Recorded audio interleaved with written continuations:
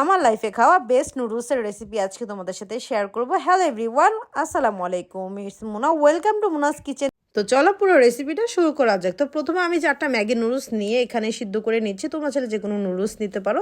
একদম সিম্পল একটা রেসিপি, কিন্তু দারুণ মজা। তো প্রথমে অনেকগুলো পেঁয়াজ কুচি নিয়ে নিয়েছি, তারপর আমি চিকেন সসেস দিয়ে দিয়েছি। তোমরা তোমাদের মন মতো টপিংস দিতে পারো।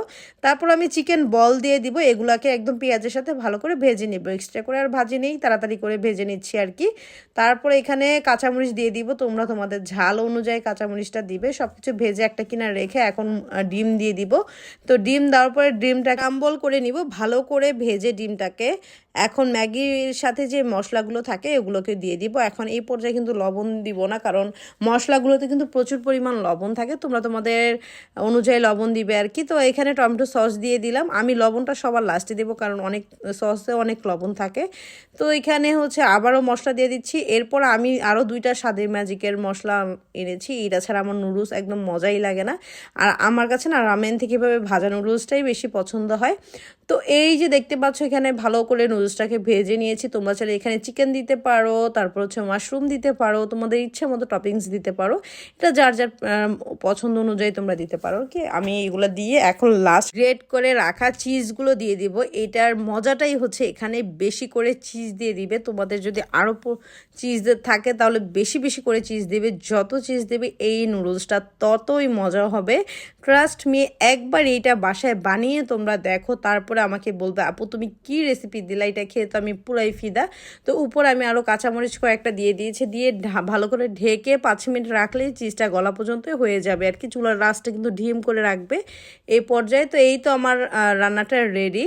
আর সরি, আমি সাথে সাথে খেতে পারি নাই, কারণ ডেলিভারি ম্যান চলে আসছিল। আমার তো আর কি বলবো, একটা কাজ করতে গেলে দুনিয়ার সমস্যা সব চলে আসে। তারপরে এই যে এখন খেতে বসলাম ফাইনালি। একটু ঠান্ডা হয়ে গেছে চিজটা, একটু ঠান্ডা হয়ে গেছে। চিজটা ঠান্ডা হয়ে গেলে তো আর পুল হয় না বেশি, তারপরেও একটু একটু হচ্ছিল, ভিতর থেকে গরম ছিল আর কি। চিজটা জাস্ট ঠান্ডা হয়ে গেছে।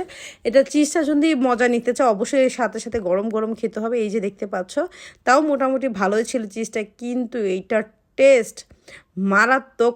এত মজার টেস্ট হয়েছে এই নুডলসটা। অনেকভাবেই তো তোমরা বাসায় নুডলস ট্রাই করে দেখেছো।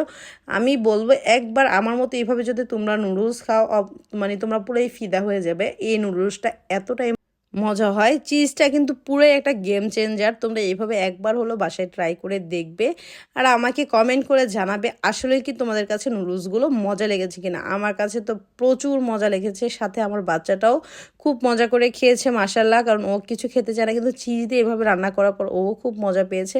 তো তোমরা অবশ্যই বাসায় এইভাবে নুডলস রান্না করে দেখবে আর আমাকে কমেন্ট করে জানাবে, কারণ এটা আসলে খুবই মজার। আমি কি বলবো, তোমরা না ট্রাই করা পর্যন্ত মানে বুঝতে পারবে না এটার টেস্টটা কি লেভেলের মজা।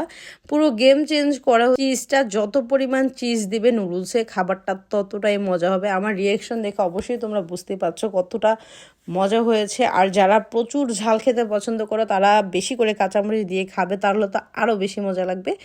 তো আজকের ভিডিওটা এই পর্যন্তই। তোমাদের কাছে আমার ভিডিওগুলো ভালো লেগে থাকলে অবশ্যই আমার পেজে একটা ফলো দিয়ে রাখবে, লাইক কমেন্ট শেয়ার করে পাশে থাকবে। চলে আসবে নতুন কোনো ভিডিও নিয়ে। Thanks for watching, by.